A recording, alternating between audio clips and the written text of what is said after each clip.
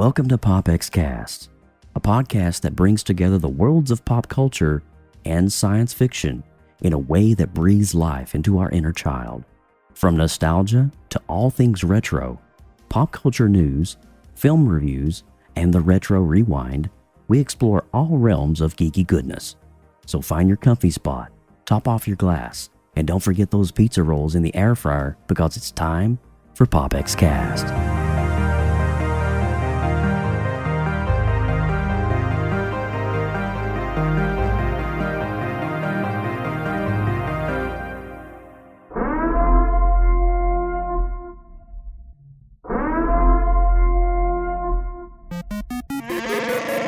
You are listening to PopXcast, where science fiction meets pop culture.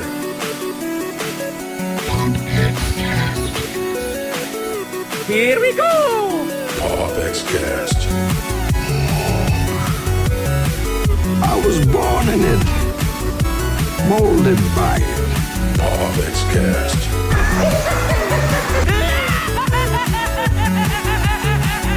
No strings on me. Autobots, transform.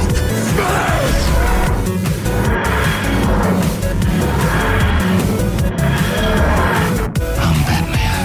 By the power of Grayskull. PopXcast. We're doomed. Goal here is Tyrell. More human than human is our motto.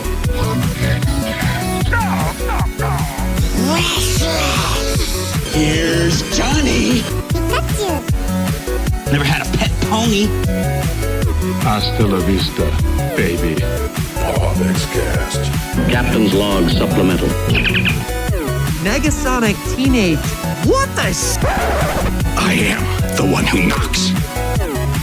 Excelsior! All right, Excelsior, welcome everyone. This is PopXcast coming to you right here on this beautiful Father's Day. I know Otis is going to be talking about that here in just a minute, but man, it has been a fun day here in the Burke household. And I was just talking to Lindsay right before the show, and she was telling me, like, we had a blast today too. Lindsay, before I tell my shenanigans, you got to tell the chat what happened in the Badger household today. Oh man, give you us guys, give us a 30-second if you can. Just I can't. I'll keep it bullet pointed. Do Yes, it. because we got a lot of things to cover today.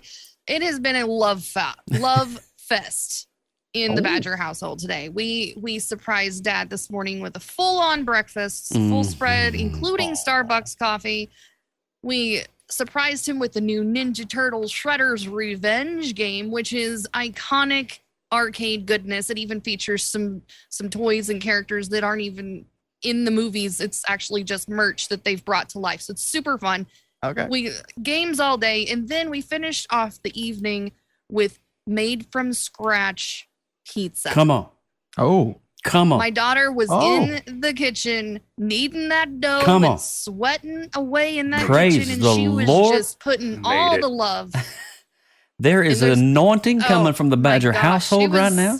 There was so much. I mean, decorations galore. That man can't be loved anymore today. I think he's man. reached his limit. That's awesome, Lindsay. You know, I'll share with this really quick with you. Mom and Dad Bert came over today, so we got to go.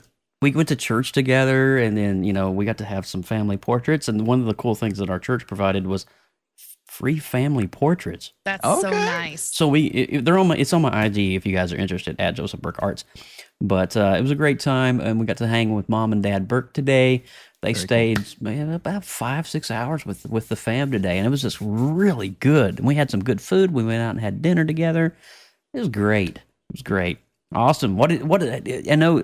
See, I'm not a dad by physical means, but I am a fur baby dad. Yeah. So I know that you and I kind of have that in common at the moment. So, did Buddy spoil you today, Austin? He did not. He did get to hang out in the yard with us while we shoveled mulch into our flower bed for almost 4 hours. Oh, It was a process. It was Okay. soil. It was weed killer. We had to go look. That was our day, right? But we got a lot of stuff done. And my dad will be coming later in the week to do a little Father's Day celebration with me. Nice. So I'm pretty excited about that. you tell my uncle I love him. I will, man. I'm gonna call, I call him the Silver Fox now. Man, it's turning into the white fox. That hair, man. Man. I'm in for it, dude. Dude. When I'm 40, I'm Dude. in for it, bro. I don't know, man. I've not really. I got a little bit of action going This on is- here that I'm not super excited about, but it's okay. I'm 42. This is not just for men, you all. We're- This is We're embracing Yeah. embracing good, the man. season, man. Thank you, So bro. The hair's good. It's on point. Chat, what is up? Welcome to PopX 142. I know it's been like 6 weeks since our last show, and the only person to blame for that is me. I'll be able to be Been honest a with you. little busy. That's an understatement. Life has been extremely chaotic for me in a good way. In a good way. There's a lot of things going on right now, and I'm in a lot of directions. I'm planning a trip to Atlanta for about 4 or 5 days coming up in a couple of weeks. It's just non-stop crazy. But the cool thing is I do get to see Love and Thunder in Atlanta. Oh, let's go, baby. But I'm happy with that. But chat, it is so good to be here with you guys. John Poffenbarger in the house. We got Jeremy Stoltz hanging out with us. DC was already getting the chat warmed up. Yeah. Right as we begun. I mean, She was warming up all the seats. I saw. yeah, DC in the house. So let's go ahead and get this open. Austin, if you will be so inclined, sir. Hey guys, welcome to PopX, the place where the science fictions meet the pop cultures. We want to say Happy Father's Day. I know we've already talked about it, but to all of y'all watching, the fathers, the fur baby daddies, like Joe said, anybody who represents the fathers out there, man, happy Father's Day. Hope everybody had an amazing weekend for sure. But I'm Austin Burke, the Appalachian geek at heart. We are back, and we'd like to welcome everyone joining us live in the PopX.live chat room. You guys can come hang out with us, join the conversation at PopXcast.com if this is your first time tuning in to PopX. The first 10 to 15 minutes, we run down the numerous headlines since our last show. Then we're going to deep dive into all things nostalgic on today's Retro Rewind, which I'm very excited about because I've never been able to talk about this movie with anyone. And then at the halfway point, we're going to hit today's topic. And let me tell you, today's topic is going to get good. It's the biggest show in Netflix history. And it's Right gonna now. keep getting bigger, Yeah. and I can't wait. Yeah, dude. We ain't got to the end yet. We We're ain't- still excited. We ain't even there, man. We're only just a smidge of the way there, and it's just absolutely bonkers. But hey, guys, I am Joseph Burke, Central Florida's seasoned comic book nerd and retro enthusiast. I also joined Lindsay and myself. We're in now the creative multiverse, but we also now are Twitch streamers. Lindsay and myself. Lindsay does Badger Makes, and I do Joseph Burke Arts. But we also come together under the umbrella of the creative multiverse and under Badger Makes. And so a lot of times you might see me on Lindsay's stream, or you may see Lindsay on my stream, or you may see a lot of people on both of our streams. The cool thing about it is that's where if you want to see us creating art, we're right smack dab in the middle of Junetune.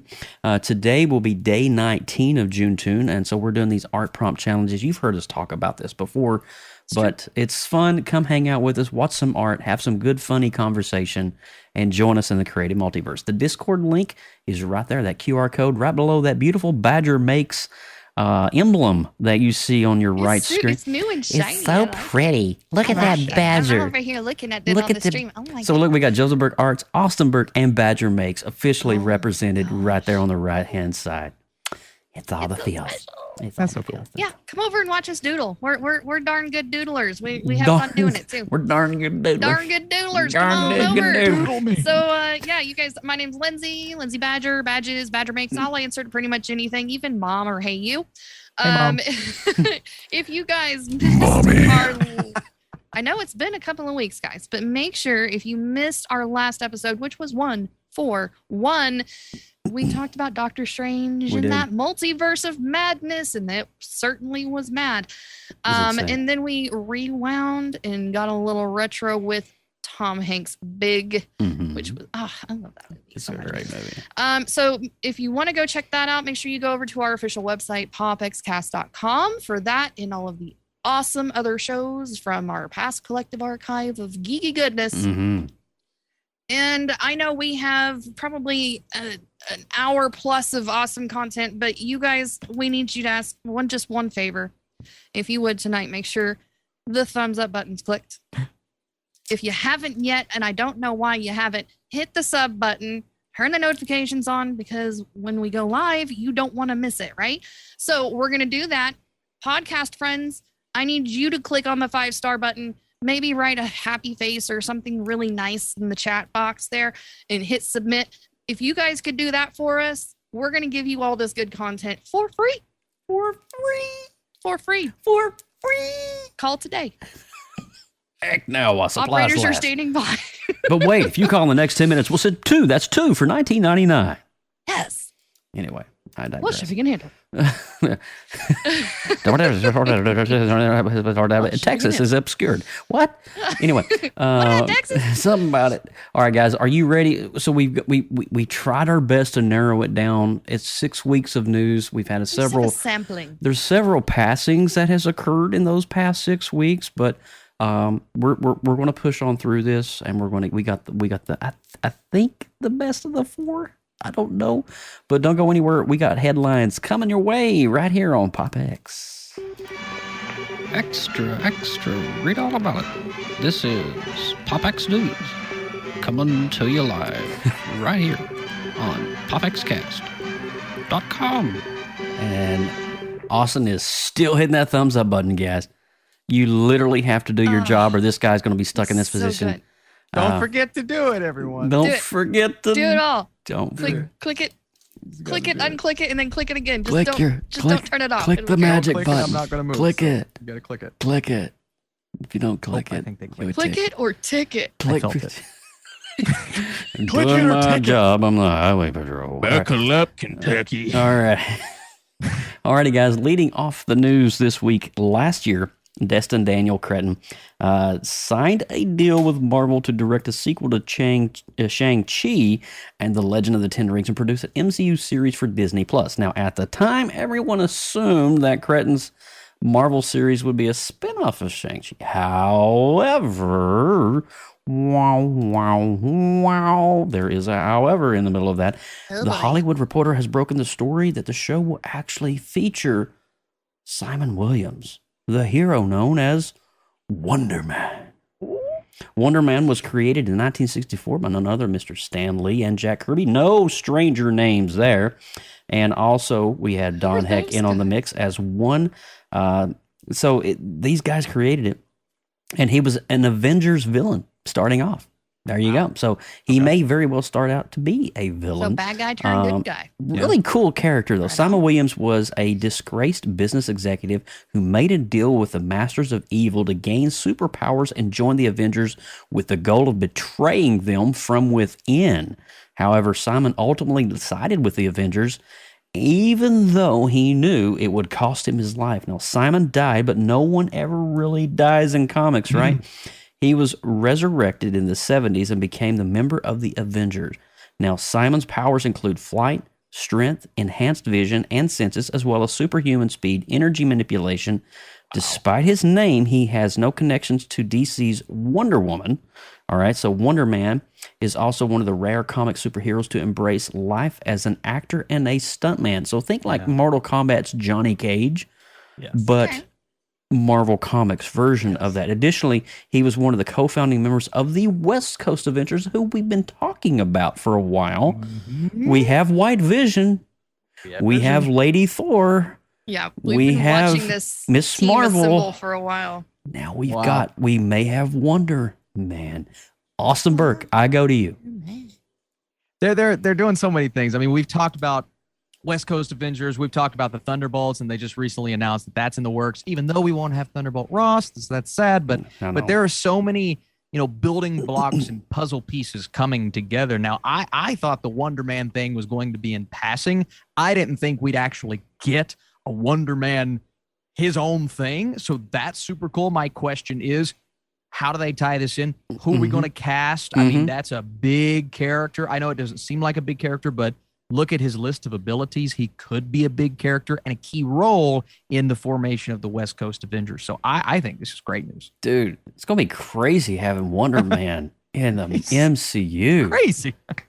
It's just bonkers. I mean, he's so obscure, but at the same time, I remember reading in him in West Coast Avengers, White Vision in the 80s. Yeah. And you haven't heard anything of the hero Wonder Man in 20 years, and now they're pulling this one I out. feel like this is going to be a prime suspect for an origin story series moment. Yeah, I think Because so. I don't know anything about this guy. Yeah. And I feel he's going to start out like the text said. I feel he's going to start out as a villain. I love first. how that starts and then Yeah. it turns. Yeah. That's going to be very interesting. I'm Right. excited because I freaking loved Shang-Chi. Mm-hmm. Me So too. if we have that energy and that creative pull into this, whatever this becomes, I'm all on board. I'm just going to say that right Yes. Absolutely. All right. You now. wanna Chat, what do you think about it? Let us know. Right. Chime in. Come Come in on. on that for sure. Wonder All Man. right, guys. Let's go on to the next one here. Yes, ma'am. It's not an exaggeration to say that HBO has a half dozen Game of Thrones spin-offs in development. But prior to today, the 6 projects that we knew about were all prequels, including the upcoming House of the Dragon series. However, a 7th potential series has emerged. Seven. That's a lot. Stop there. That's a lot. It's crazy. Oh my gosh. My goodness. And it may finally push forward the timeline of the George R.R. Martin, A Song of Ice and Fire, beyond the original show. According to the Hollywood Reporter, HBO is developing a Game of Thrones sequel series centered on Jon Snow. Interesting. Hello, Enter Kit Mr. Harington. Snow. Yes, Kit Harington. He's the actor that plays Jon Snow, and he will do it through all 8 seasons of Game of Thrones. Obviously, he died, came back to life. He's still the same guy. Yep. Anyways, spoiler alert. You haven't seen it. If you haven't seen it by now, my God. Where were you? Although Harrington's frequently spoke about his desire to move on from the series, the Hollywood Reporter reports that he is attached to star in the spinoff, should it actually go forward. For now, there's no writers officially announced for the potential sequel. And in the final episode of the series, Jon Snow was exiled from Westeros. So despite the fact that he was the only living Targaryen heir, Mm-hmm. so he was kicked out. Yeah. Yep. And instead of making a play for the throne, Jon reunited with the wildlings and returned to the true north beyond the wall. Yep. Which is where we left off. And so That's the good end of it, Lord essentially. knows- yeah, that's Well, the end. boat going out is the final Yes, scene. But the end scene. the end. So, that story could go anywhere. It could be him continuing north and starting a new life elsewhere, or it could be him regathering his strength and coming back to reclaim what The is throne. rightfully his. What if he goes for the So- throne? Yeah, That'd be he interesting. could do something I'd like completely that. different too. Who knows? I'd like that. Well, That would be really rad. his bloodline. Correct me if I'm wrong, but isn't around like 4 or 5 season that his bloodline is tied to the Oh yeah, to the throne we room? discovered that he Yeah. essentially is hanging out with his aunt. So there's a lot of weirdness. There's a whole lot of weirdness in that show, friends. There's- It's a yeah. not for children show. If let's see, if Lord of the Rings was Mormon, That's a good way. To say it. Wow, just joking. I'm that's teasing. not far off. That is actually not far off. It's actually really accurate. If you I think am. About it. You know.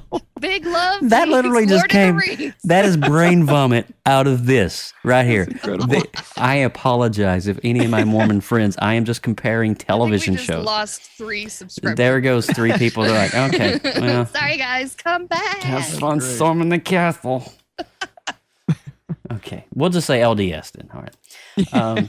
But yeah, I get you. I think honestly, I would be on board. The prequels, not so much. I don't think A they're. lot. Yeah, That's a it, lot. it sounds like to me like they're. Martin is trying to create a multiverse, a Marvel. I version. adore the world. Okay, I'm Yeah. not gonna no hate on the world at all, except for the last. Yeah. That's But Yeah. But the whole world that he created is absolutely glorious. But you're like gonna spread it too thin. it's gonna cheap out and be really Yeah. hokey, and there's gonna be holes poked through the goodness. And then you're going to spreading start it screwing that with the way. timeline. Yeah, and then there's then gonna be like time travel and like lizards and Well, weird stuff. and- happening. well, the more here's the thing though, the more shows you have, the continuity of the people. origins show is going to start getting skewed. Yeah. Because it's just not going to work out. You're gonna have a split in the timeline, Yeah. and then It'll the be like people are gonna have to comparing come and- DC to Marvel at that point. But all right, so Wow, we spent a lot of time on that. we did actually. It's okay though. Let's see, Austin Burke, you're up, Buttercup. And Speaking of split in the timeline, that's what I'm saying. Oh, this story's crazy. Warner Brothers and DC Comics have been in a bit of a pickle after Ezra Miller's recent antics. The actor has been arrested multiple times while vacationing in Hawaii for the alleged harassment and disorderly conduct at a karaoke bar. Is this the Reverse Flash? This No, guy, this is the Flash. This guy. man. For an alleged assault at a private event. Miller is also being accused of grooming and threatening violence against a young woman who is currently 18 since she was 12 years old. Oh, great. Warner Brothers has yet to announce that they're doing this, Ew. what they're doing with the situation. And now a new report from Deadline claims that the studio is in a lose-lose situation.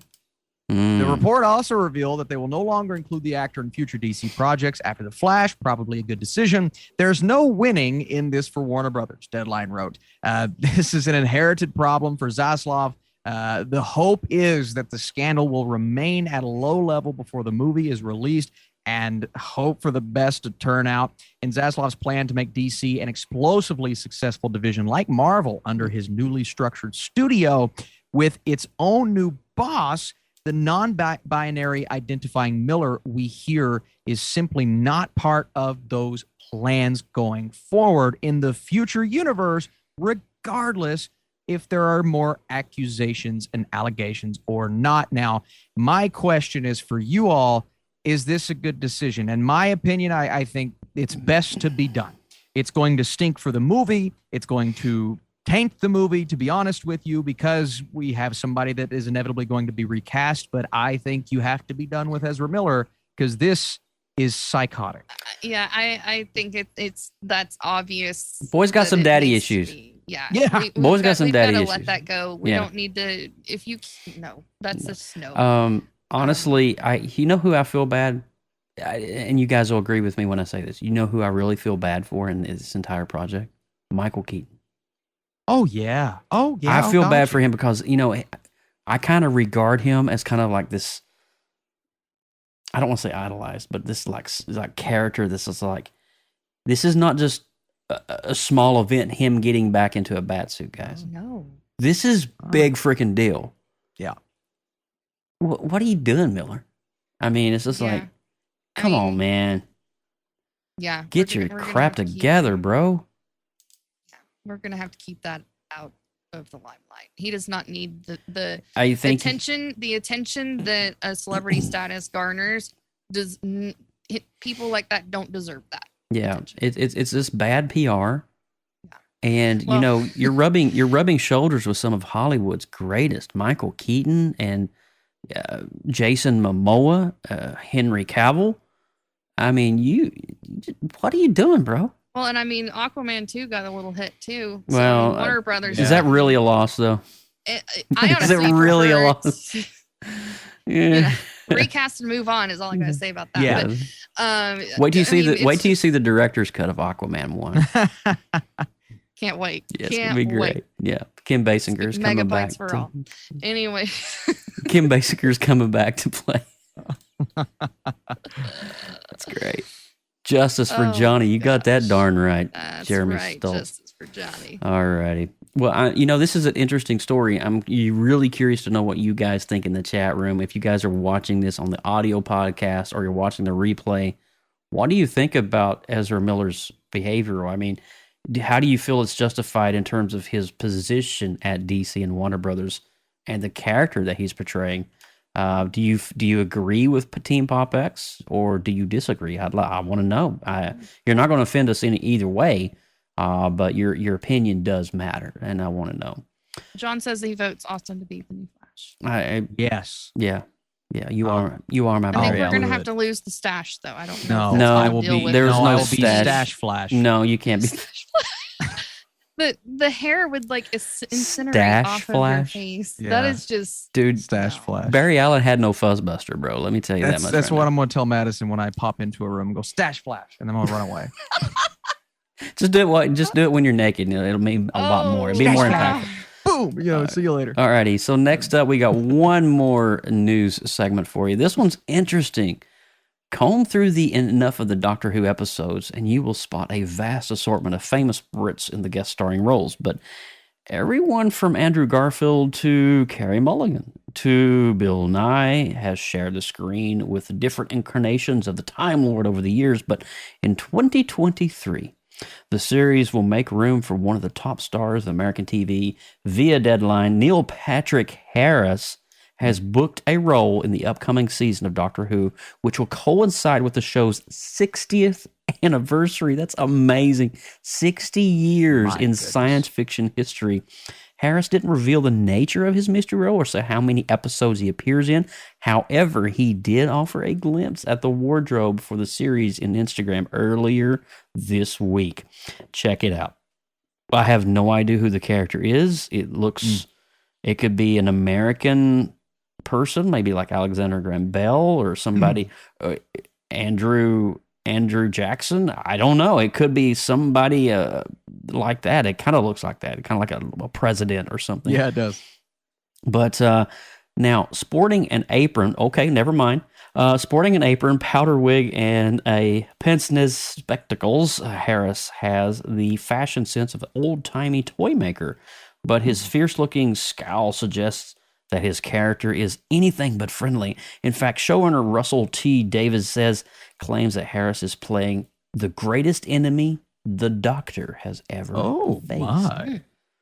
Well, okay. he's definitely flexing his. Well, it's villain not the chops Queen, lately. so we ruled that out. Hello, everyone. Hello, everyone. She's an Someone spotted evil tea. Julia Child then. Let's make some monies. I think Neil Patrick Harris is good. The series of unfortunate events series on Netflix, he was actually really good in Really that good role. in that. Yeah. Yeah, I this get is it. cool. I'm a fan of Neil Patrick Harris. Yeah. I really Yeah, am. yeah, I really like his acting. But that is it for this week's headlines, guys. Are you guys ready for a little retro rewind and some Robocop? Yeah. Okay. Don't go anywhere. Robocop coming your way right now. Here we go.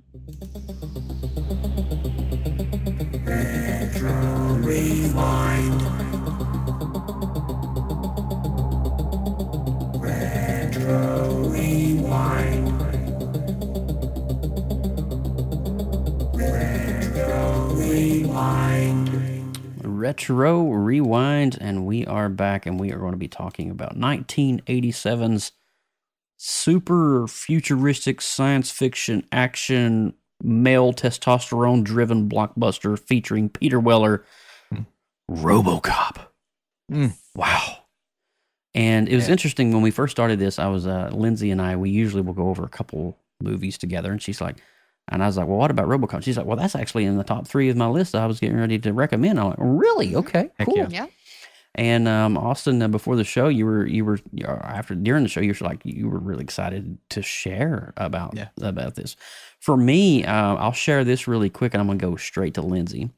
For me on this, RoboCop, not a movie an 8-year-old should watch, but a movie that an 8-year-old watched probably 80 times.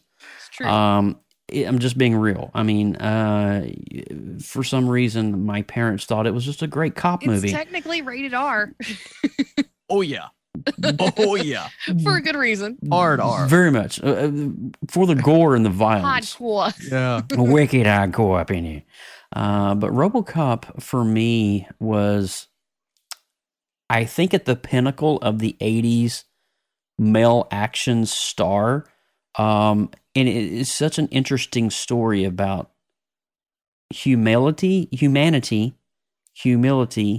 dying, and rediscovering yourself amidst all the confusion. What does that look like? And it is infused with synthwave glory in this movie. Some of the shots are just, you've got the reflections of the pinks and the purples when he's walking through the certain districts of the city, some of the not so good safe areas of the city.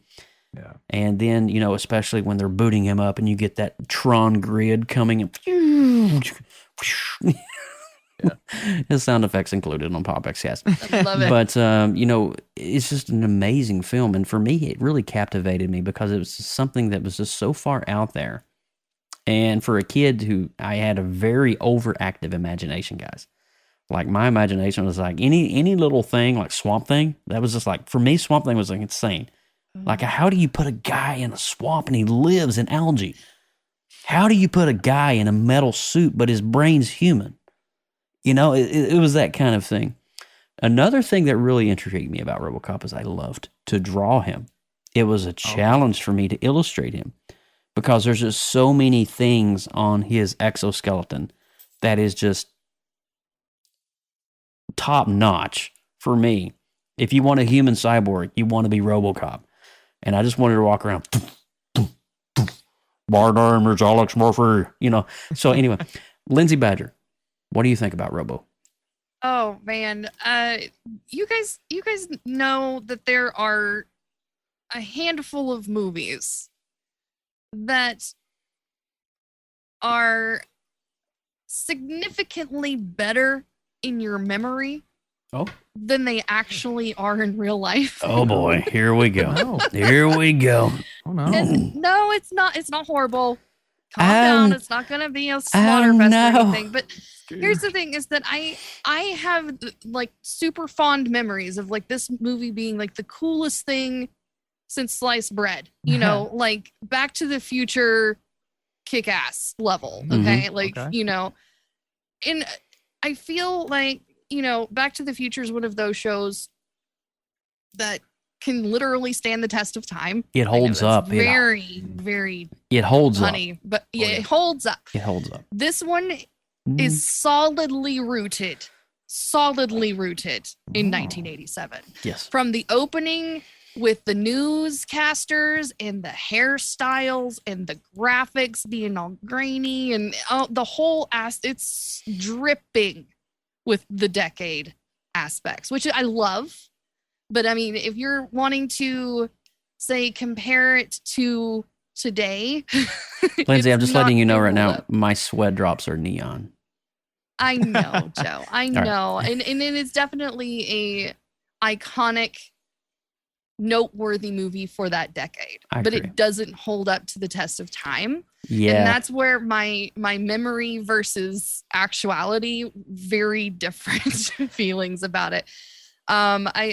It was just like all of the special effects, like the bullets everywhere. I mean, like you're shooting a bullet and there's like a million fireworks going on behind you, that kind of stuff. I'm just like, I can look past it because I mean, it's just like, that's what they had to work with, but it's like unrealistic and it takes my adult mind out of the storyline.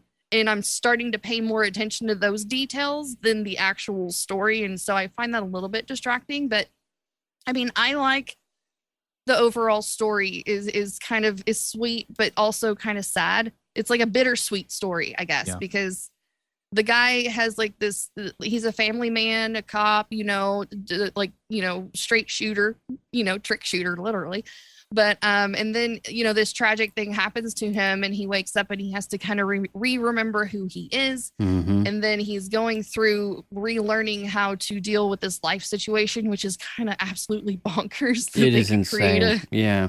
And he's drinking baby food. Eating baby food. Yeah. And all that. And so, I mean, it was kind of fascinating to see how they went through the steps of displaying how they made that work. But like the Ed robot, Ed 209, Ed 209, that was just too much for me. I was like, get that out of here. That's garbage. But I mean, the Robocop himself was actually quite fascinating. I enjoyed how they did his programming. I enjoyed how his costume and his makeup was done, but like all of the other stuff was just kind of like distracting to me. I get it. See for me though, and I want to go to Austin. For me, like Ed 209, you got to think in terms of a kid growing up in the 80s, like Transformers. Oh yeah. And Mech Warriors and things like that. Ed 209 was like a real life Transformer for the first time on screen. Yeah. Is kind of the way I saw it. And it was stop motion animation. Yeah, I was going to say they did the stop motion animation. It's very it's choppy, Pee but Wee good. Herman claymation, that kind of, I mean, that's all the same practice of animation style. And I actually kind of appreciate that because I attribute that style of animation to that decade. So I love having that aesthetic there. I love the fact that he couldn't go downstairs. That was actually the funniest part of the movie for me. Do you know the reason why they here's a fun fact for you. That And was this is the reason why he couldn't go downstairs. And they couldn't film him going downstairs. Why? The way they had his suit snapped together, his butt would wiggle on screen. So it would, like when he's walking, it was really wonky. Here's a weird thing. They did a 90s television show with Robocop. There was a 90s television show. It didn't last very long. I was on because like one season, maybe two. But they filmed the scenes of him going up and down stairs multiple times. And sure enough, there's that piece shaking. It's horrible to look at. And that's I'm glad that they make it into the cinema. Okay, and then there's one other thing that I'm gonna let it go. The conference room, the fact that we had 2 murders happen in the same conference room, and why were we not in some kind of like test facility? Yeah, man. Instead of like an executive boardroom, it's power hungry, like, bro. Oh, here, have a gun and point it at a have another line of cocaine and I'll buy that for $1. Oh, but, there was so many one lines out of there. I was like, did it come from this movie or did the movie just play off of the culture that was already in existence? Because I remember that quote, "I'll buy that for $1" was very popular. It came from Robocop. Okay, so that's definitely, a lot of iconic one lines came from there too. There was several Austin other Burke. lines. What did you think? Yeah, I get Lindsay's point to a degree. I do think certain things with the effects and Ed 209, right, doesn't look the best. But what I found to be interesting about this movie, it's actually one that I didn't watch for the first time until 2014. It's the first time I'd ever seen RoboCop, and it was in preparation for the reboot. You guys remember the reboot? Yeah. So I was curious to see what this movie was, and I thoroughly enjoyed it when I watched it, and then of course was disappointed by the reboot because that's what happens. Was not good. Yeah, it's not good. But this was really interesting. What I think holds up about this movie is, and it's almost like they play it in a satirical way. Right, the look and peek into the cops and the sleazy dirtbags in the city and the over privatized economic state of this world, and like this crazy distinct future that honestly certain elements are kind of relevant to what we have now. Right, not obviously not all of them, but they did a nice job of predicting certain things. They did. You will. So that's kind of interesting. But kind of that dystopian future. Yeah. So, and it's kind of eerie the way that it plays out in this movie. And watching it back, I'm like, holy cow, this is kind of weird.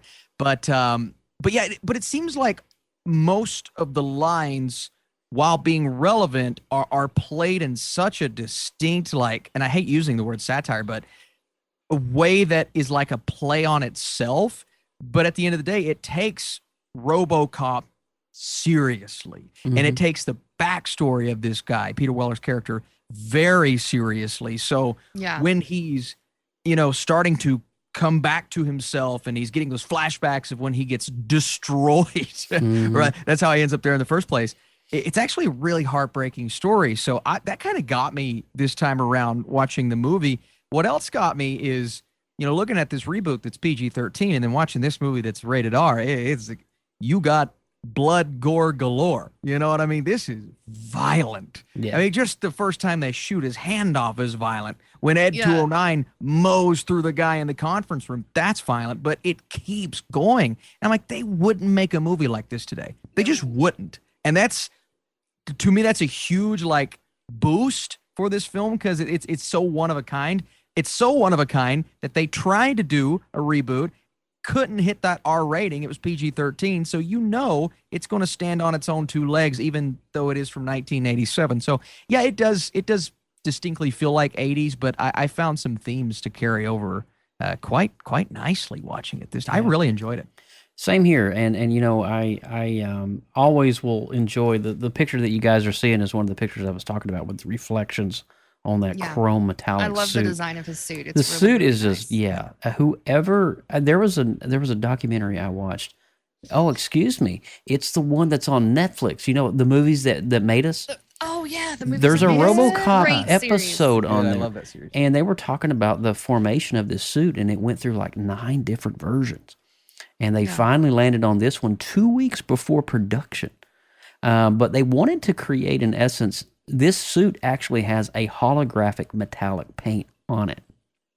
So if you think about when a lady goes and gets her nails done in the salon, you get that holographic sheen on your nails. I know this because my wife, that's what she does. But it kind of looks like that. It's got a prism effect. You're seeing purples and blues and pinks. Which is a crazy cool concept because when you're doing neon and you're shooting in like this gas station scene here and you got all the reflections of the neon on his suit, it's just like bonkers, crazy cool. Amazing.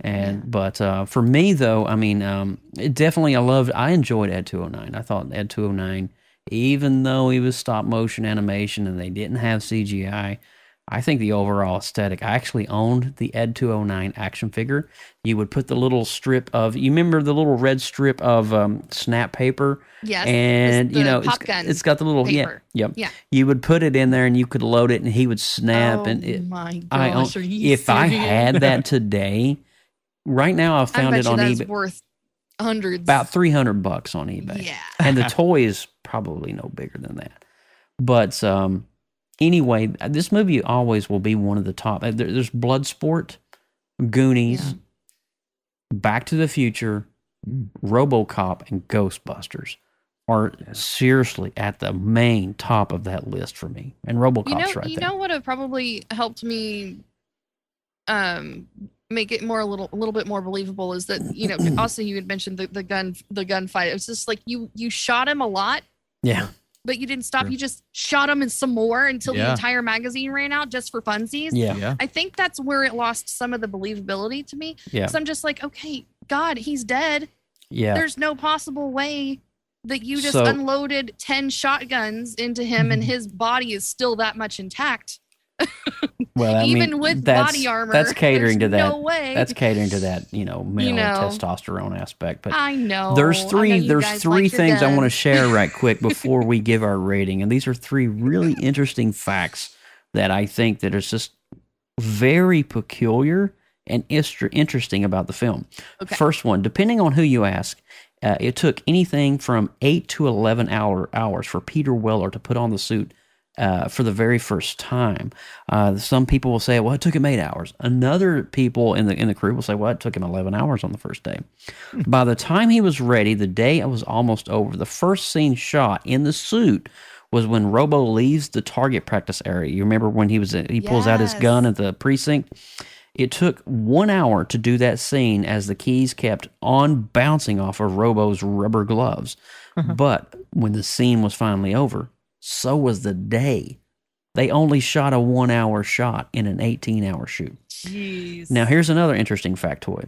We were talking, I know that John Pofferbarger was talking about Paul Verhoeven over in the chat. He said the reason why he did this movie was because it was a retelling of the story of Jesus Christ. Now, listen to this. The Christ influences include the death and resurrection of Murphy, his hand being nailed by the bullet. He stands in the crucified fashion, and his body is pierced with many bullets, and the last bullet is delivered to his brow. He is taken to the hospital where he is reconstructed. He is then resurrected as a half human, half machine. Jesus at his resurrection was also changed. In the end, there was a scene when Robocop goes towards Boddicker and he walks on the water. Whoa. And that was the main reason why Paul Verhoeven directed this, Wow. which is interesting. That makes perfect sense now. All right. Now, the last factoid, the criminal in the convenience store picks up an Iron Man comic. I noticed. All right. That was intentional and done as a tribute to one of the main influences for the idea of Robocop. Also in the same scene, if you will look on the magazine rack, the comic rack, you will see Rom. Rom was a Marvel Comics character as well. Rom was a humanoid cybernetic robot. He went for about 30 issues in the 80s, and Rom also had a second appearance when Murphy did his flashback scenes, and his little son's like, "Can you do that again, Daddy? Can you do that, Daddy?" If you pause it right when the camera pans up, Rom is sitting on the end table as well. So it's a constant influence of Iron Man and Rom in Robocop. With that being said, let's go ahead and give our review and let's get into Stranger Things. Let's see. I'm going to give this an 8.7. 1987, 8.7. Nice. I'm going to do a 6.7. Nice. I'm going to go pretty firmly in the middle. I'm going to go an 8 with this. I think this movie's really solid. Thank you, man. Yeah, it's a great one. And seriously, chat, what do you think of Robocop? Have you seen it recently? If not, I would highly recommend going back and revisiting it, especially with no kids in the room, though. Yeah. Don't do that. But chat. Jared's got an 8.2. 8.2. Nice. Great. So thank you, Jeremy Stoltz, for the rating. But we want to know whether you're listening on the audio podcast or you're watching us on the replay on the live feed, type in below what your Robocop score is. Robocop equals, and let us know. All right. So with all that said, I want to roll the spoiler alert warning, guys. It's time to get down into the craziness of Hawkins. Are you guys ready to go into the upside down? I know I am. Don't go anywhere. Stranger Things Season 4, Volume 1, coming now. Danger. You are about to enter a PopX spoiler alert. Beyond this point, there is no return. You have been warned. You have been warned. Oh my gosh. I don't even know where to start on this. Austin, where do we go, Austin Gosh, Burke? I'm going to start at the beginning. I mean, so obviously, this picks we've up got a right lot after of season storylines. 3. Hopper is somehow...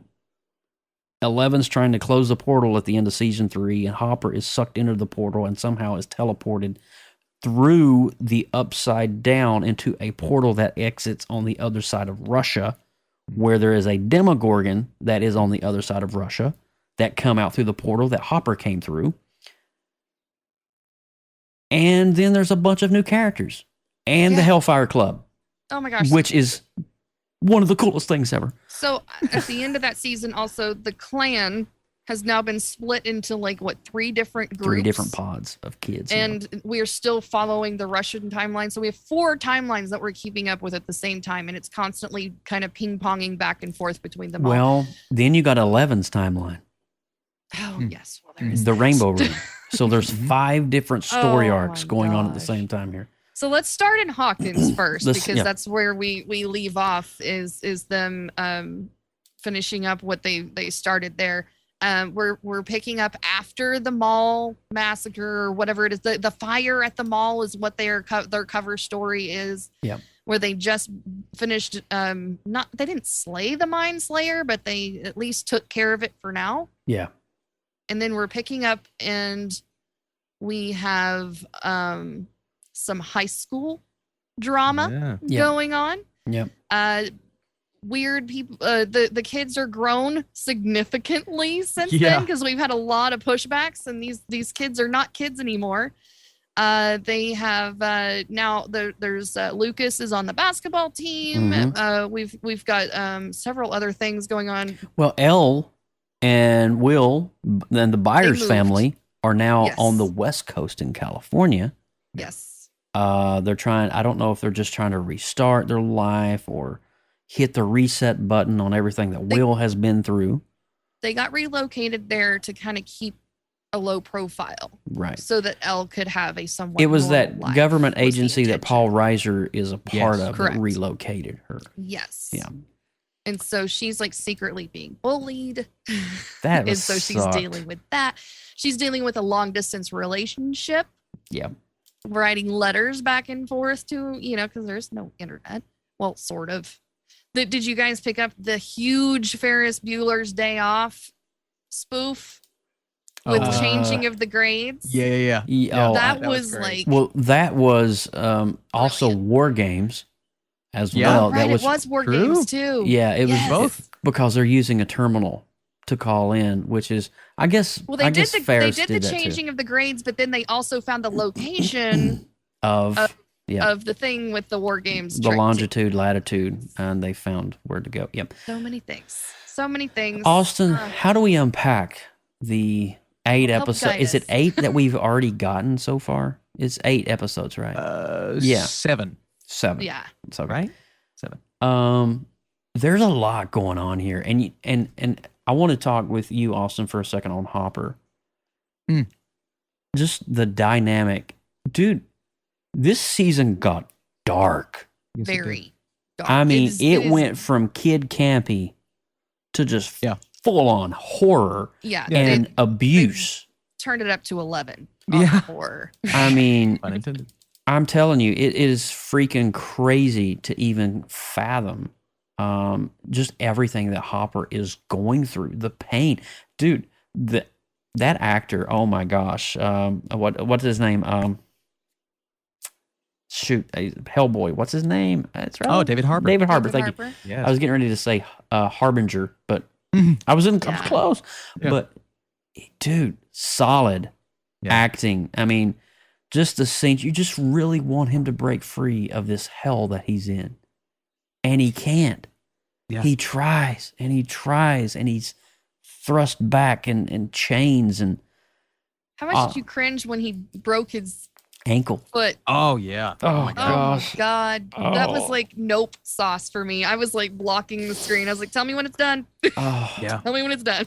Austin, save us here, man. What are your thoughts, man? Just pick one of the aspects of this crazy storyline and Well, I love the way we started off in that first episode because you immediately know what you're in for when our poor cheerleader gets picked up and her body is contorted and she's turned into Yeah, that a was shell the eyes. of her. Oh, and her. Oh, yeah, and the Eyes. eyes. I mean, it was so violent and bloody off the bat, and I'm like, oh, the this is first a complete. episode. This is not what. This is not your kids' Stranger Things. All right, this is No. the people that have grown up with Stranger Things, and hopefully by now they're grown up because that's what you need to That's be to It's watch so this. funny you say that. Just real quick.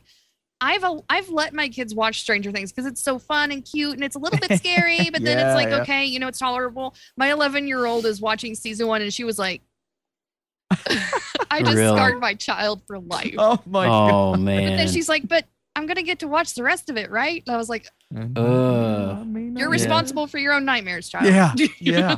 Carry on. Sorry so for the interruption. yeah, so No. the deaths of the teens, yeah. Well, it's nightmare inducing, and you're immediately kind of given a taste of Vecna, and Yeah. Vecna being a villain that you You get to don't meet the bad know. guy. You don't know you're witnessing the origins of Vecna until the final episode, and then you realize this has been one big old origin story, Oh my and it God. all tied in together so seamlessly and beautifully. And specifically, one thing that actually I've seen this Tattoo this on the arm? season twice. I've seen it twice, right? The second time around, 11's storyline played so much better because I knew what was going to happen, right? The Mhm. first time I'm like, I kind of want to go back to Hawkins because everything in Hawkins was fascinating to me. And Max's storyline, we'll talk about Max here in a second. But 11's storyline, when you know the results, going back and watching and getting those Easter eggs and hints as to who he actually is, man, boy, this is a rewatchable season if I've ever seen one. And it got better thanks to that storyline specifically. Yeah, that last episode was a mind blower Bonkers. for Mhm. sure. The Duffer I was brothers. Oh my God. Chomping incredible. at the bit. I was like, Joe, I just finished the last episode. I want to talk about this like yesterday. Let's Yeah. go. Yeah. And so, to catch you up, what's happening back in Hawkins is several teens are dying mysteriously. The cops are freaking out. The town square folk and the parents of the children are freaking out. They're holding like these meetings at the courthouse to try to figure out what's going on and who's to blame. But we find out something interesting in this series, in this season. that every death of every teen opens up a portal into the upside down. It like pokes a hole. It's like a little, And I think it's such an interesting dynamic because Vecna and his darkness is just ready to pierce through and come into this world. Mm-hmm. And I think it's going to eventually climatically come to that to some degree. Mm-hmm. One of the big crazy things for me, and Austin, you alluded to it when you're going back in that rewatchability, which I'm doing now. I just restarted it again, and I'm on episode 3 of season 4, and I'm going back through it. But one of the most interesting things was specifically with 11, and it was alluded to lightly, but 11 was the one initially with her energetic power when Vecna did what he did in the Rainbow Room and turned evil. She was the one that created the first portal into the Upside Down. Now, let's fast forward. The group of kids figured it out to some extent that the Upside Down always was there and altered a dimension of a multiverse. Right. I think it was it not Lucas? It was Dustin had said it's been here for hundreds of thousands, maybe millions of years. Yeah. But Elle was the one that tapped into it. Yeah. Actually opened it up. I have it. They didn't 100% confirm this, but when they were in the Upside Down, they went through the Watergate, right? Nancy and Robin and the whole group went through Watergate. And they're in her room, and she looks in her diary, and the last entry was from before season 1, when her and what's his face were dating. Steve, thank you. And so this is like the year before season 1 is when 11 kind of did the portal thing, or it's like as she created that portal, I think it also split the dimensions into some little halfway room. Interesting. So I think when she created the portal, it also created the Upside Down because timing wise, that would make sense. So Vecna has kind of made his home in this little alternate dimension while 11's been on the outside, and the whole world of Hawkins hasn't always had these issues. It's only been since 11 created that portal. But they said, though, too, that Hawkins has always been cursed. And you're going back to the, is it the Arcane family? Or what is the name of the family? What? Right. The house. The house. About Vecna's house. So they said that, not Arcane, but that's it was Swamp the boy that was cursed. It wasn't the whole house. Correct. But it started with him in the 50s or the 60s. Him as a child. They didn't put a specific time on it, though. You can look by the clothing and the period. Well, wait, there was a time because the newspapers. You can look at the clothing and the period, and I think that's when the curse of Hawkins started with him because he killed his whole family, and nobody thought it was him. He's just a normal guy. But the boy was the one that was torturing the family, right? But and that's how he got to Hawkins and the Rainbow Room and turned crazy and turned Vecna. So that's all the Vecna storyline. That's kind of my mindset too. Is this world has all, because when he first goes into that world, it looks like hell. That's what it looks like. Yeah. And you can't see any recreations of any houses. You can't see the recreation. It just looks like these caverns and these pits.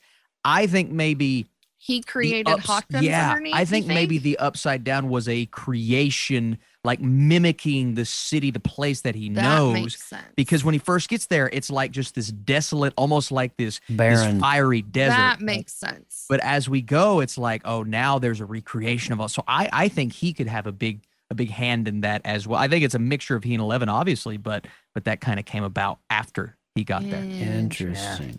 Yeah, man, there's so much. There's a whole lot there to There's so much meat here, dude. We could pick apart the Upside Down. I seriously got chills in the Rainbow Room scene on the final episode. I'll be honest with you, I didn't really see it coming until about halfway through that episode when I realized that actor was Vecna. And that was when I realized it, I didn't say anything to Alex, my wife, because we watch it together. And my God, when the camera peered down on his wrist and you saw that he was number one, the one that they never talked about. What? Yeah, it was insane. But let's go to the West Coast right quick. You see a picture here with Elle and Surfer Boy Pizza. We got Argyle in there. We got Byers and just the whole Byer family here.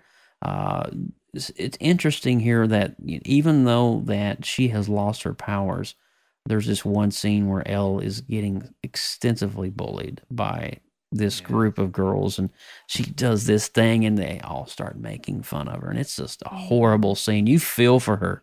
And it's very cringy. It is cringy, very cringy, and there's so much like emotion, but at the same time I go back to that word darkness. Like even in Elle, she's going through her own form of hell here. And it's the violence with Hopper, the evil and darkness with Vecna, and the pain and suffering with Elle.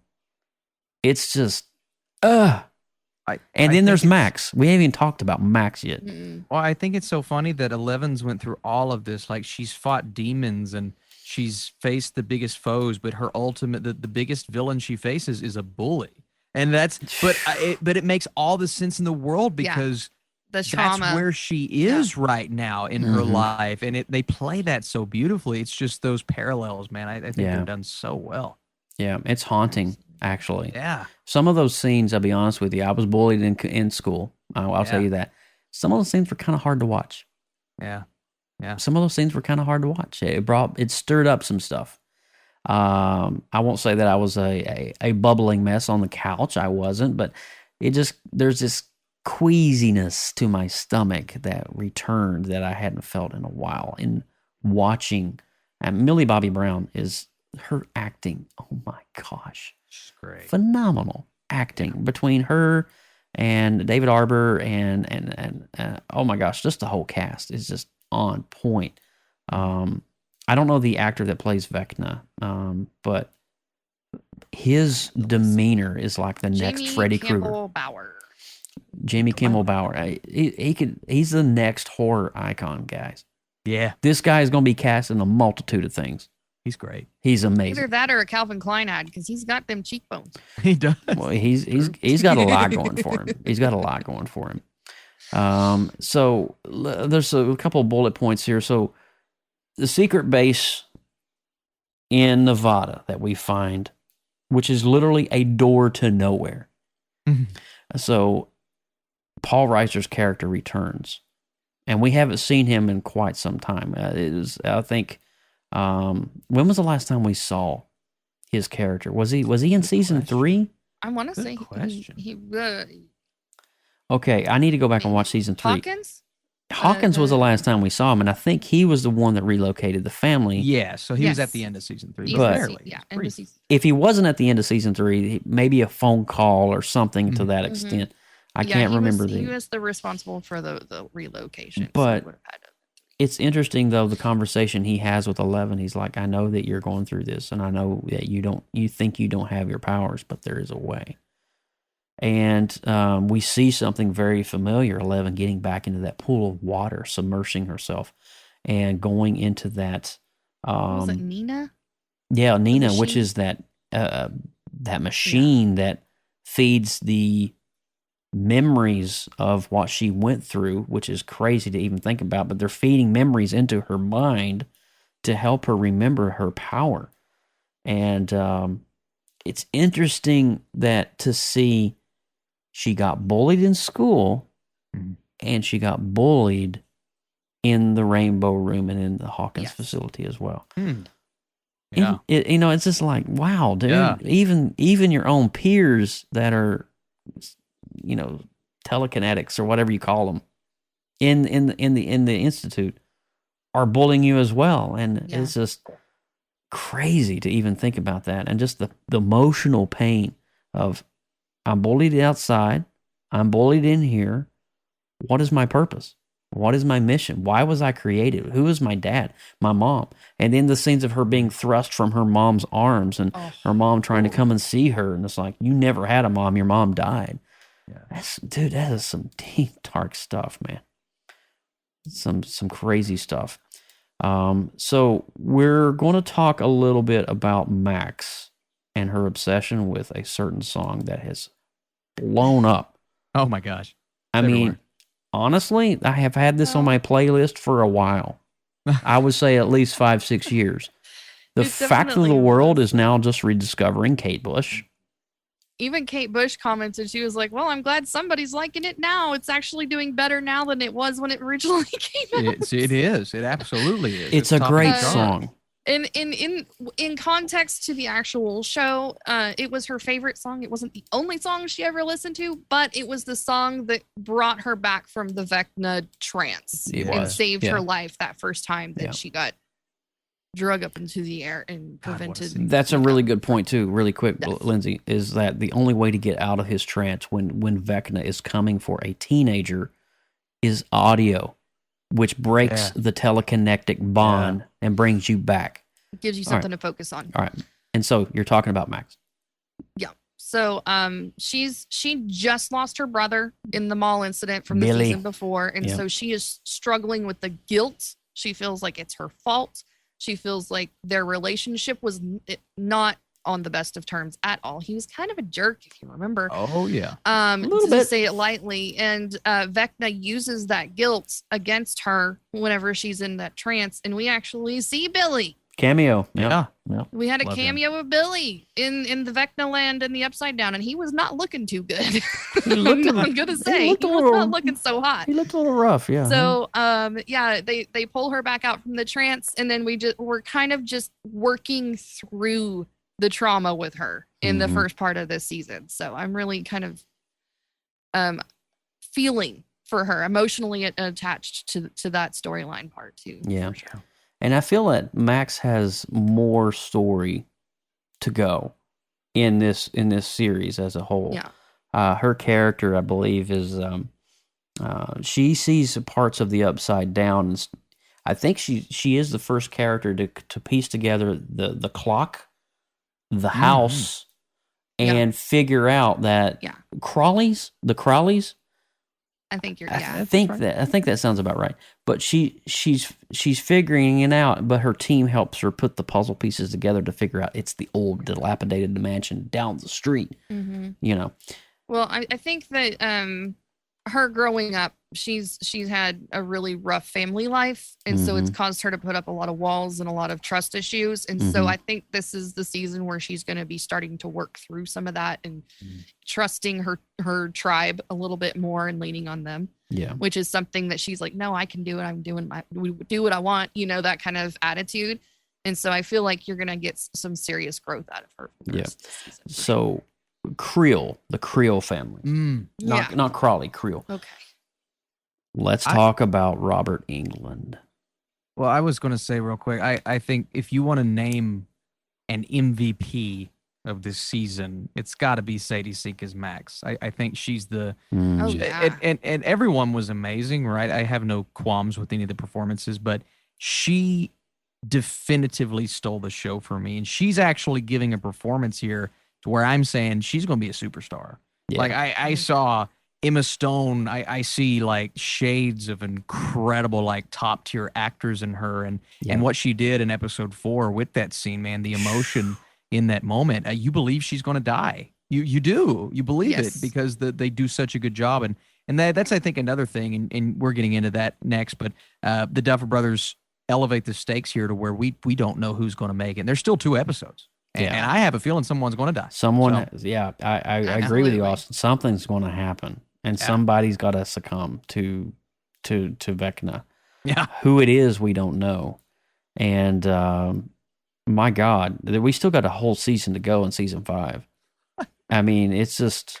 I mean, I think that'll come out 2029, I believe. Yeah. But I will say this much, and that was a joke. But I will say this much: the Duffer Brothers did go on record to say that season 5 will be a time jump. Will be a time jump. to the 90s, yeah. to the 90s. Gotcha. So Did we want to unpack Max a little bit in the Hellfire Club? man, Eddie Munson. Eddie. Or Eddie, not Eddie why did I say Munson. Max? We Eddie. just finished unpacking Max. No. Eddie Munson Eddie. is probably one of my favorite new He is- characters. He's awesome. He is like pure 80s hair bands. Dude. great. Everybody Out of box. everybody thinks he's like the Antichrist in Hawkins, but he's not. He's like literally a nerd that plays He is Dungeons such a and Dragons. dynamic character. I love Yeah. it. Yeah.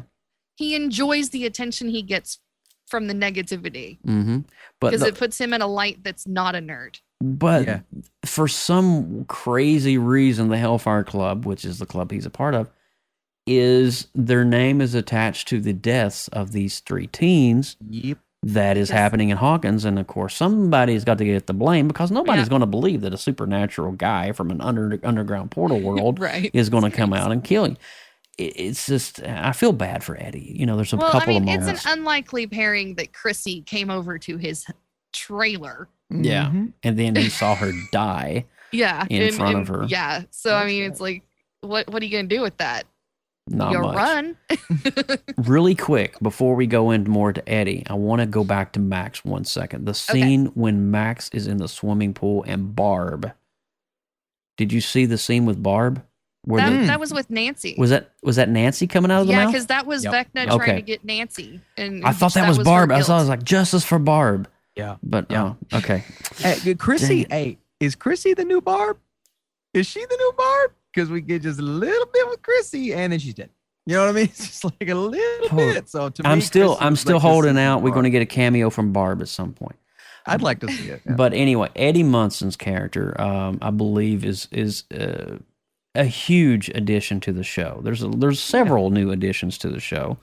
You know, you've got the Russian pilot that's taking the buyer. Oh, you know, gosh. The smuggler. the Yuri, peanut butter smuggler. Yuri, or something like that, and it's just like See if I can okay, find him. interesting character, but I think Yuri, right? Yuri, yeah. Out of all the new ones, Eddie is probably my favorite. And I love the fact that Dustin and the crew are just hanging out. Lucas's sister even is part of Yeah. the Hellfire Club. And it's such a cool thing because it reminds me a lot of my childhood growing up because I remember probably, let's fast forward, 7th, 8th, and 9th grade. I remember coming home, and we weren't the Hellfire Club. We didn't have an actual club, but 4 of my buddies, we would all get together. We would play Sega Genesis and then Dungeons and Dragons. And it reminded me so much of that. You know, it's just like, holy cow, reminds me of my little squad I had back in the day. You know, and little Joe running around with his Trapper Keeper notebook playing Dungeons and Dragons. Yeah, it was so funny. Did anybody else do a flip on Eddie? Because when Eddie first got introduced, I'm like, why does he look so old? He's like, well, I've been here for a while. I'm like, all right. Then he has that big speech in the lunchroom, and I'm like, oh man, this guy's going to be just over the top too much. And immediately, as soon as he starts interacting with our characters, and especially when we got a little bit of him and Steve, because Steve's jealous because that relationship with Dustin, I'm like, Yeah. I'm really growing to love this guy. And then you get that other side of him. It's like, no, this is a genuine, awesome dude that just loves to love things. Yeah. And we love to love him. And in my opinion, he could end up being one of the best characters on the show by the time it's all said and done. Agreed. I can agree with you on that. I feel like they did that intentionally because Yes, they did. That's the front that he wants to Absolutely. portray to everyone else. He doesn't want to let anybody in. Mm-hmm. But once you pull that veil back, he's actually a really nice guy. Yeah. Right. And I love that they did that with that character. Yeah. It's very dynamic.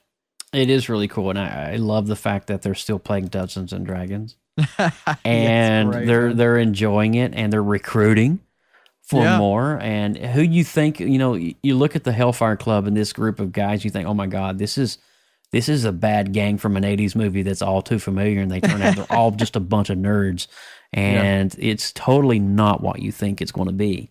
And I love that aspect. I was like, finally. You know, you can dress in your black leather vest and not be stereotyped as a bully. You're actually a nerd playing a board game. For me, that was great.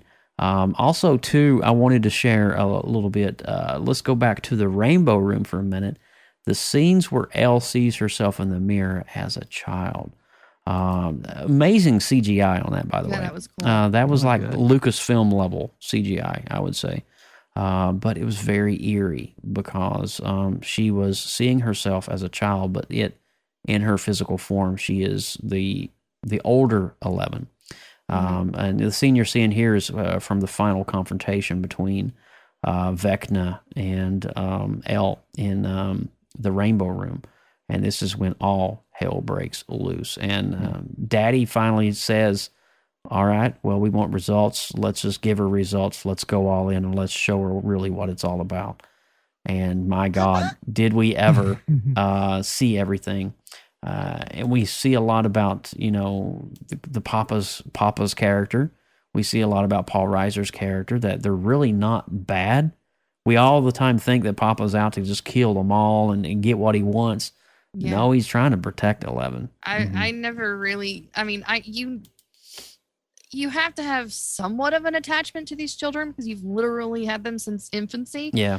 But he's so stale and stagnant about his rapport with them that it's really hard to read. It's like, is it just a science experiment? Do you actually care if they die or if they're injured? I know you're as a scientist and you're playing that role for science, Science. that you've got to keep that separate a little bit, but it's like, he's always been really difficult to read. Me. I get that. As you could see, guys, there is so much to unpack here, and we haven't even talked about Argyle and Will Byers' brother toking it up in the back of the Surfer Boy van. I love that we're hilarious. getting a different angle for Jonathan. I feel like Argyle's a good thing for him. It's letting him not be so stressed out all the time and kind of chill. In the one scene where he's like, dude, go to the van and do your thing. Yeah. Okay. Jonathan's always been the father figure. He's always been the one to carry the man of the house role, the extra stress of trying to watch over his brother while mom's working, selling Encyclopedia Britannica or going to Russia or whatever. She's a little hoo-hoo, so brother's got to be there to watch over the little guy. So I'm glad that he has this moment in California to kind of just let loose and be a teenager. Yeah. To experience young adulthood. He's not in high school anymore. No. He's college level. This is the time of his life where he's supposed to be doing things like this. So I'm glad that he's actually getting to experience that part. And one more thing too is Dustin's girlfriend that lives out in Utah. Yeah, she's I great. love We can't forget yes. her character. She does make a reprisal in this. Of course, we all know her from season 3. Turn around. We know her from singing that, the Never-Ending Story. But in true fashion, the group helps her to unlock the coordinates of the longitude latitude of where Elle's being held.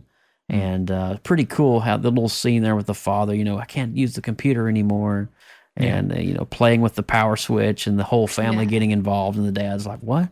It was a really funny scene. You guys, I'm loving over in the chat. We're having a who's gonna go next conversation. What's up, real life? Welcome. There's predictions of possibly Jonathan. Nobody would miss Look him at if he Jeremy was and gone. John and Will. real life here. They're I know they're all chatting it going up. for it. Do you guys think Steve's gonna die? We do need to talk about Steve because that was a huge cliffhanger at the very end of the last episode. He was just like, is he gonna go? Because I think if we lose Steve, I'm gonna cry. I really think I'm gonna cry hard on that one. Man, he got injured pretty bad too. Those things God, bit the he did. crap out Those of him. Bats were wicked. Whatever they were, but I'm worried though. I wonder if he's going to get infected from something in the Upside Down and change. Yeah. That's what was Something's gonna concerning. happen. It's not. He's gonna be coughing up slugs or something. I don't know what's happening. I'm worried but about that. I'm going to make a prediction now. Okay. Nancy's not going to have the opportunity to choose. It's going to be Steve or Jonathan, and her choice will be made for her. One of them's going to die. One of them, Steve or Jonathan, because Jonathan has. I think I like what his character's doing now, but it's not as prominent of a role And then I think Steve, we've grown to love him so much that would be a devastating loss. So Don't toy with my heart, Austin. I'm just saying one of them. I think one of them's going. No, I feel you. I do feel you. I feel like one's expendable. One's I think Jonathan's more ex- expendable. Jonathan's more expendable, but Yes, I think too, what a sucker punch to the gut if it was Steve.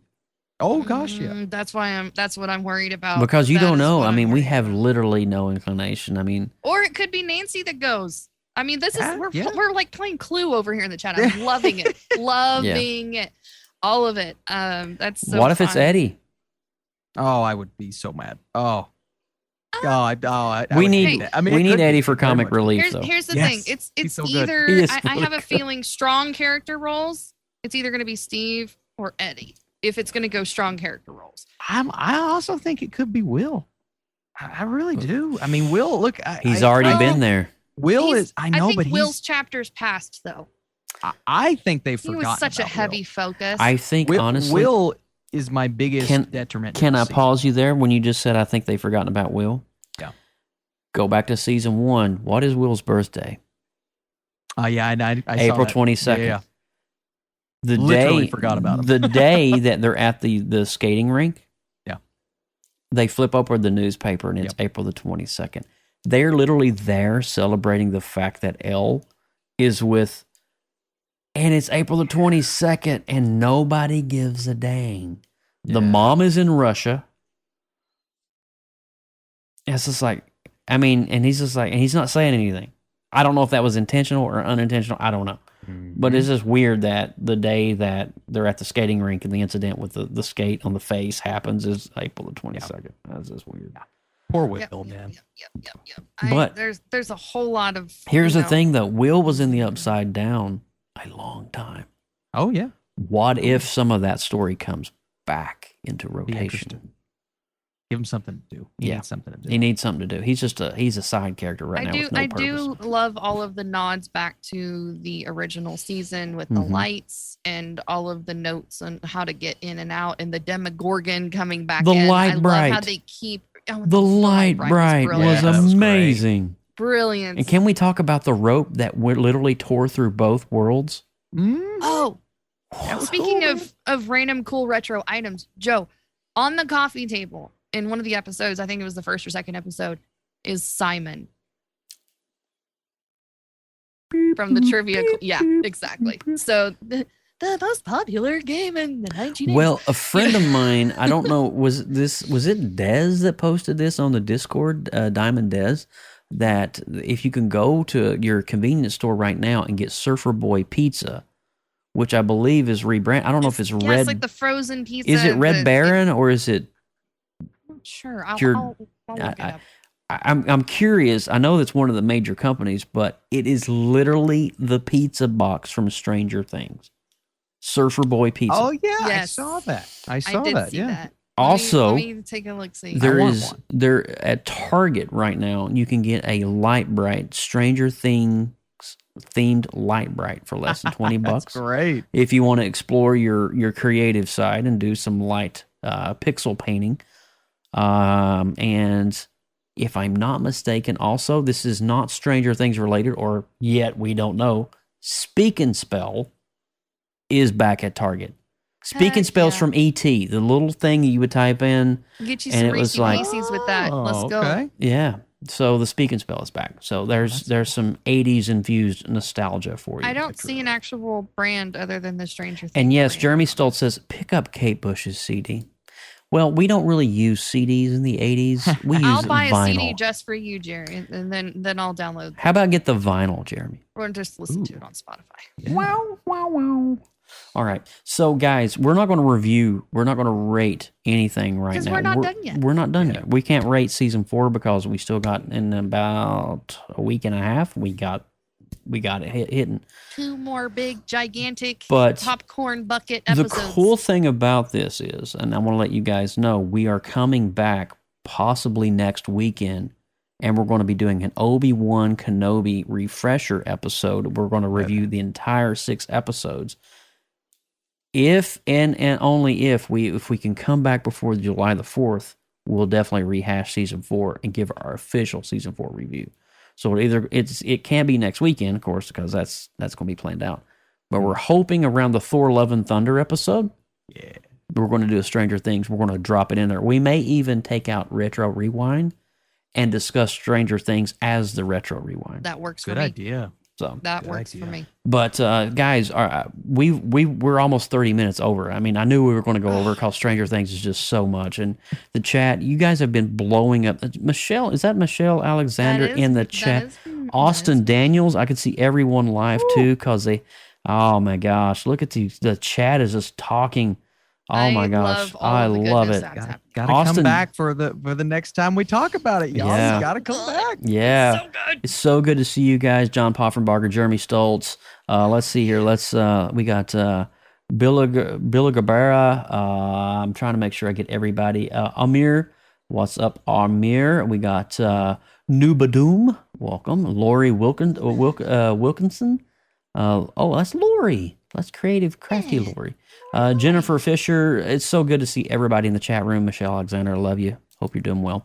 So, guys, we're going to wrap this up on episode 142. But what a jam-packed episode this has been. Gosh. It's been great. Whether you're listening on our audio podcast or you're watching the live replay, please, what has been your favorite breakout moment of Season 4, Volume 1?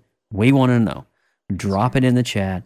Let us know. What has been your favorite moment? If you can even narrow it down to a favorite moment. Yeah. Because for me, it's a lot of favorite moments, but there's a couple that really do stand out for me. But Austin Burke, you can check him. Make sure you subscribe to his channel. He is killing it right now on the reviews. He's all the time doing live Q&As. Always good stuff. If you want to ask a movie question or a series question when he's live on his Q&As, he will talk to you live. He will. He's it's good at it. amazing.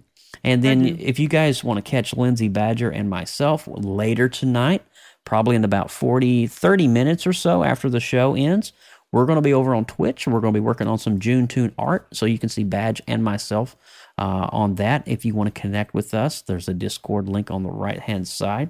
But with all that said, I believe it is time to wrap it up officially. Austin Burke, I pass it to you. Yeah, you guys find me at the Burkinator and on YouTube, all those wonderful things.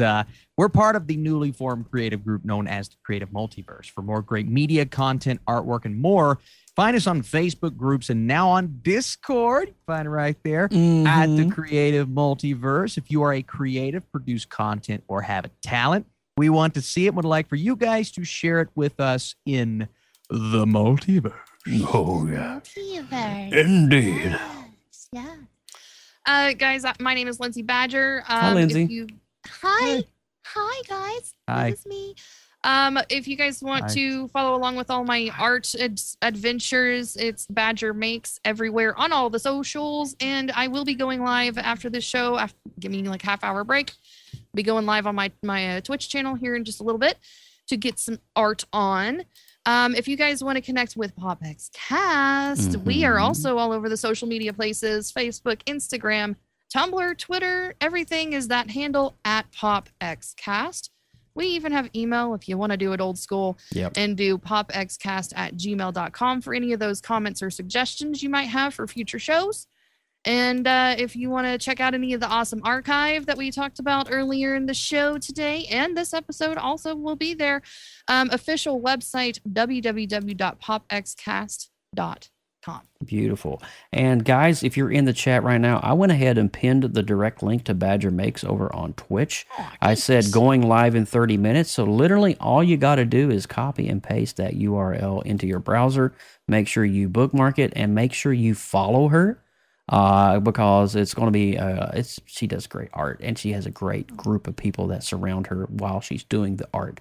So if you want to hang out with Lindsay and myself in a little bit, click that link, come over, wait for us to go live, and we'll see you shortly. But from all of us here, man, great episode. I could not do these episodes without the love, the heart, and the passion. These guys don't get paid a dime for anything that they do. We all do this out of passion because we love talking about retro things. We love talking about movies and series. We just love to geek out. We are our own Hellfire Club. You know what I mean?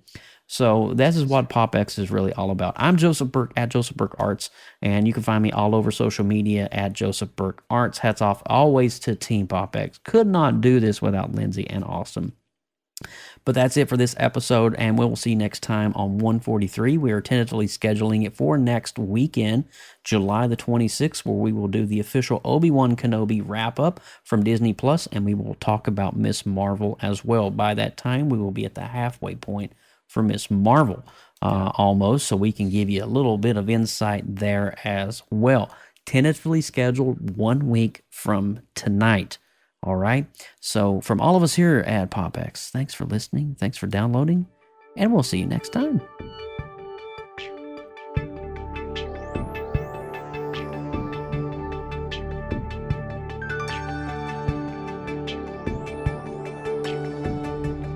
Thanks for being a part of the PopX family. If you liked our show, please visit our YouTube page. Be sure to click subscribe and tap the notification bell so you'll know when we go live next. Visit our Discord channel by clicking the QR code on screen during our live stream, or simply visit bit.ly/Creative Multiverse. Connect with us on social media by using @PopXcast. Thanks for listening, and we'll see you next time.